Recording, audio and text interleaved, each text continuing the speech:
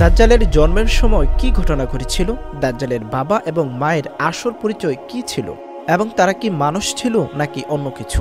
শিশু-অবস্থায় দাজ্জালের এমন কিছু ব্যবহার ছিল যা জানলে আপনি চমকে উঠবেন। নবী করিম সাল্লাল্লাহু আলাইহি ওয়াসাল্লাম একদিন মসজিদের মিম্বরে উঠে বললেন, মুক্তির দিন আর মুক্তির দিন। কি এ কথা তিনি ৩ বার বলেছিলেন? এটা বলার কারণ কি ছিল জানতে হলে পুরো ভিডিওটি দেখতে থাকুন। দাজ্জালের আবির্ভাব কিয়ামতের অন্যতম বড় নিদর্শনগুলোর মধ্যে একটি। তাই আল্লাহর সব নবী রাসূলই তাদের জাতি ও অনুসারীদের দাজ্জালের ফিতনা সম্পর্কে সতর্ক করেছেন। প্রিয় নবী সাল্লাল্লাহু আলাইহি ওয়াসাল্লাম বলেছেন, আল্লাহ এমন কোনো নবীকে প্রেরণ করেননি যিনি তার উম্মতকে একচোখা মিথ্যাবাদী দাজ্জাল সম্পর্কে সতর্ক করেননি। জেনে রেখো, সে একচোখা আর তোমাদের প্রতিপালক একচোখা নন। তার 2 চোখের মাঝে কাফির লেখা থাকবে, যা প্রত্যেক ঈমানদার ব্যক্তি পড়তে পারবে। তিনি আরো বলেছেন যে দাজ্জাল পৃথিবীতে 40 দিন অবস্থান করবে এবং মানুষকে আল্লাহর প্রতি বিশ্বাস থেকে দূরে সরানোর চেষ্টা করবে।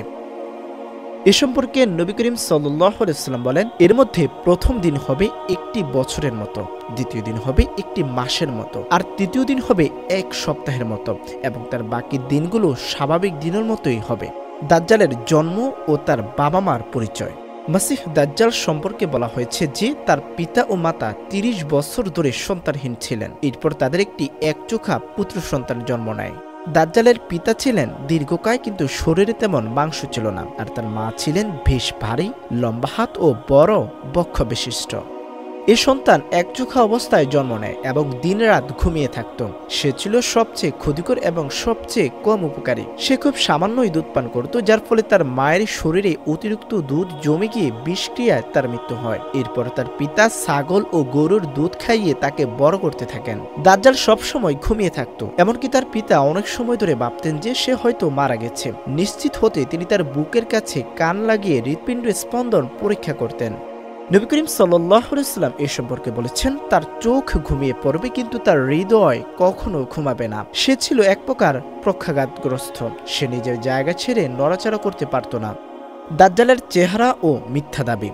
নবী করিম সাল্লাল্লাহু আলাইহি ওয়াসাল্লাম দাজ্জালের চেহারা সম্পর্কে বিস্তারিত বর্ণনা দিয়েছেন। আব্দুল্লাহ ইবনে ওমর রাদিয়াল্লাহু তাআলা আনহু থেকে বর্ণিত, একদিন রাসূলুল্লাহ সাল্লাল্লাহু আলাইহি ওয়াসাল্লাম সাহাবাদের মাঝে দাজ্জালের বিষয়ে আলোচনা করে বলেন, মসিহ দাজ্জাল তার ডান চোখে একচোখা হবে, তার চোখ হবে ফোলানো আঙ্গুরের মতো উঁচু। দাজ্জাল মিথ্যাভাবে দাবি করবে যে সেই আল্লাহ। তার দেখানো নানা চমকপ্রদ ঘটনা ও মিথ্যা অলৌকিক কাণ্ড দেখে অনেকে বিভ্রান্ত হয়ে তাকে বিশ্বাস করবে। দাজ্জাল মানুষের ঈমান পরীক্ষা করতে বিভিন্ন ধরনের ফিতনা ও প্রতারণার আশ্রয় নেবে।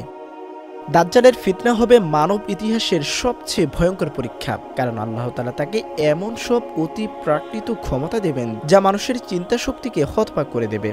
খ্রিস্টানরা মনে করবে যে সেই ঈসা ইবনে মারইয়ম। যখন সে প্রকাশ পাবে তখন প্রথমে ইরানের আসপাহান নগরী থেকে 70,000 ইহুদি তার অনুসরণ করবে। সে পৃথিবীর এক প্রান্ত থেকে অন্য প্রান্তে বাতাসের গতির মতো দ্রুত ছুটে বেড়াবে, যা দেখে মানুষ আতঙ্কিত হয়ে পড়বে। মানুষ তার ভয়ে পালিয়ে লুকিয়ে থাকবে, কারণ সে পৃথিবীর প্রায় প্রতিটি স্থানে পৌঁছে যাবে। তবে সে মক্কা ও মদিনার সীমানায় প্রবেশ করতে পারবে না, কারণ সেখানকার রক্ষক ফেরেশতারা তাকে সেখানে প্রবেশ করতে দেবেন না। মুক্তির দিন এর রহস্য উন্মোচন।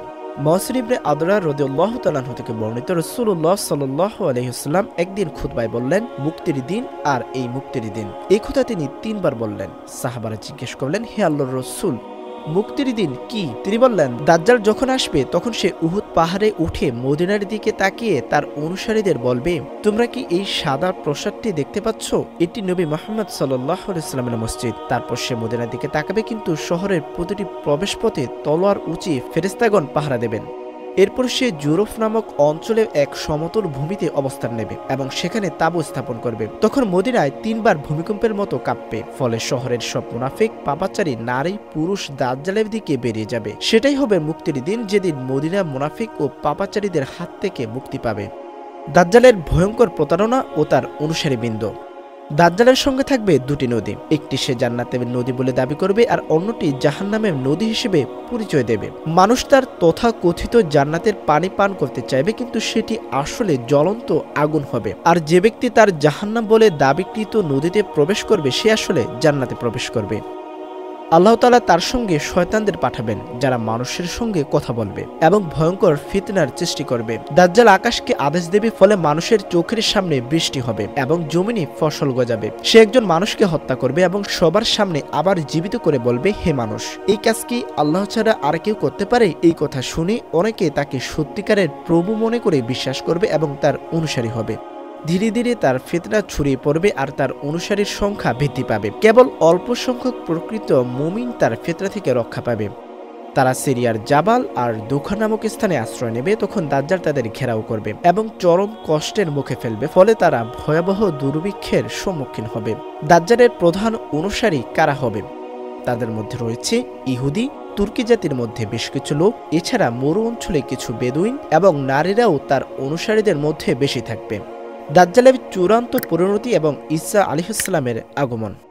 রাসূলুল্লাহ সাল্লাল্লাহু আলাইহি ওয়াসাল্লাম বলেছেন, ঠিক 40 দিন শেষে হযরত ঈসা আলাইহিস সালাম পৃথিবীতে অবতরণ করবেন। তিনি হলেন প্রকৃত মসিহ আর দাজ্জাল হলো মিথ্যা মসিহ। আল্লাহ তাআলা হযরত ঈসা আলাইহিস সালামকে আসমানে উঠিয়ে নিয়েছিলেন এবং নির্ধারিত সময়ে তিনি পুনরায় পৃথিবীতে নেমে আসবেন দাজ্জালকে পরাজিত করার জন্য। সহিহ হাদিসে এসেছে, হযরত ঈসা আলাইহিস সালাম পৃথিবীতে অবতরণ করবেন সিরিয়ার দামেস্ক শহরের পূর্বে অবস্থিত সাদা মিনার সংলগ্ন স্থানে। এরপরে তিনি ফিলিস্তিনের বাবে লুদ নামক স্থানে দাজ্জালকে ধরে ফেলবেন এবং সেখানে তাকে হত্যা করবেন। এভাবেই দাজ্জালের চূড়ান্ত পরিণতি ঘটে যাবে এবং তার সৃষ্টি করা ফিতনার অবসান হবে।